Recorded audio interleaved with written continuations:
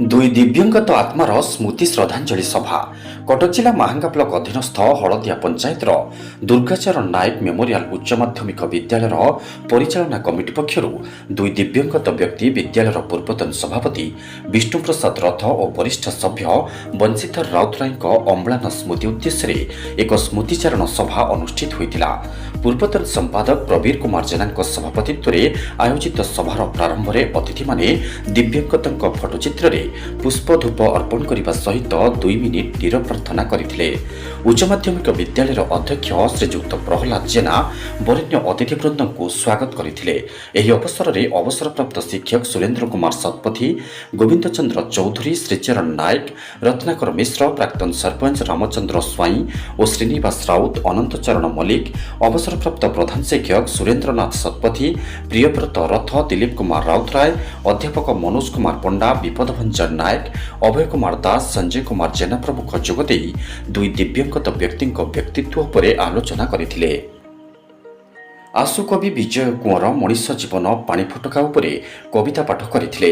एही सभारे विद्यालयर अध्यक्ष, समस्त अध्यापक और छात्र छात्री माने उपस्थित रहिथिले। मो नाम श्रीजुक्त प्रहलाद जेना एवं एही दुर्गाचरण नायक मेमोरियल उच्च माध्यमिक विद्यालय अध्यक्ष भाव कार्यरत अच्छी। आज एक संपूर्ण एक निहरा एवं स्मृति कार्यक्रम जो कार्यक्रम को आम समस्ते एक हृदय सहित स्मृति रखू, कारण आज स्मृतिचारण दिवस से अमर आत्मार निमंते अनुष्ठित होउची। जो अमर आत्मा का नाम विष्णु प्रसाद रथ एवं बंशीधर राउतराय जहाँकर प्रचेष्टा जहाँकर उद्यम आज आम ये उपस्थित अच्छु एवं ये ग्रामांचल एक अनुष्ठान गढ़ी उठी। तांकर निमंते आज जो स्मृतिचारण सभा अनुष्ठित होती आम निश्चित भाव में सबुदिन मन रखू एवं तांकर दिग्दर्शन एवं निर्देश उक्त उच्च माध्यमिक विद्यालय भविष्य निर्माण में आम निजक नियोजित करूँ एवं उत्सर्गित मनोभाव नहीं यार उन्नति करने आज तांकर यही स्मृतिचारण दिवस आम निजे प्रतिज्ञाबद्ध अच्छु। मु श्रीजुक्त विपदभंजन नायक ओडिया भाषा साहित्यर अध्यापक ये अनुष्ठान ये जो दुर्गाचरण नायक मेमोरियल उच्च माध्यमिक विद्यालय मु आज कार्यरत। आर समस्त श्रेय आज जो दिवंगत आत्मद्वयंकर श्रद्धांजलि ज्ञापन करा जाउछि एथिरे समानंकर हाथ रही।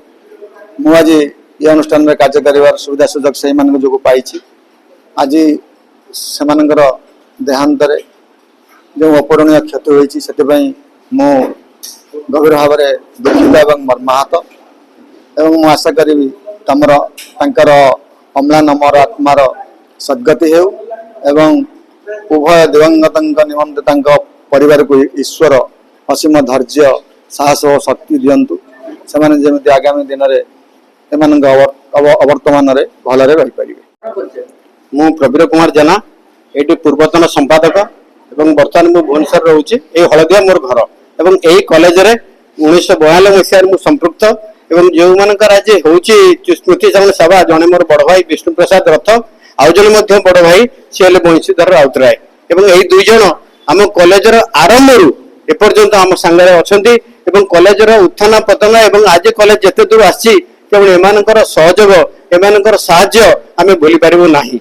एवं यही अंचल जिते अनुष्ठान माने जिते सांस्कृतिक अनुष्ठान होईची एमानकर अवदान मध्य अनेक अच्छी एवं एमानकर अमर आत्मा शांति पाऊ यह मोर जगन्नाथ निकट प्रार्थना। मु रामचंद्र स्वाई जने गाँव रोथुवा जने छोट समाजसेवी। आज कार्य जे जहाँ संपर्क रे आज एटी आमे स्मृतिचारण कलु सी मोर अति अंतरंग मोर बड़ भाई आउ तांका सहित मोर पारिवारिक संपर्क एवं मु हलदिया पंचायत सरपंच होला बेले तांकर आशीर्वाद मो उपरे थिला। तांकरी आशीर्वाद रे मु हलदिया पंचायत 2 थर सरपंच होईची।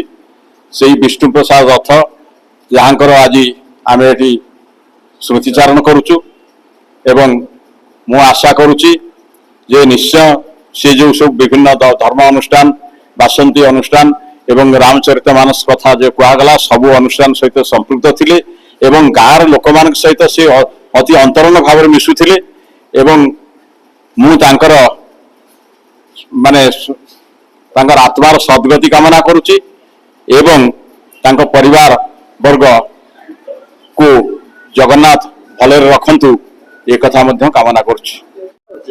ମୋ ନାଁ ଶ୍ରୀଚରଣ ନାୟକ, ଆମ ଘର ତିଲଙ୍ଗ।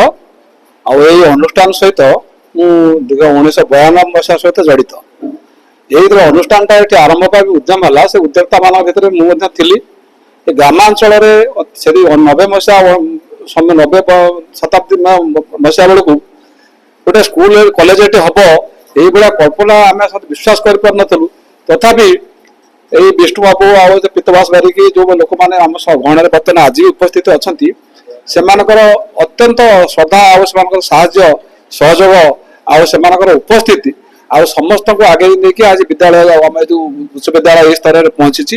ଆଉ ସେଇମାନଙ୍କର ଆଜି ବଂଶୀଧର ରାଉତ ସେ ବି ଜଣେ ବହୁତ ଉଚ୍ଚ କୋଟିର ଚାଷୀ ଲୋକ ହେଲେ ଭାରି ଶ୍ରଦ୍ଧା ଥିଲା ଅନୁଷ୍ଠାନ ପ୍ରତି। ସେଇ 2 ଜଣଙ୍କର ଏକାଦିନ ଆଜି ଦେହାନ୍ତ ହେଇଛି।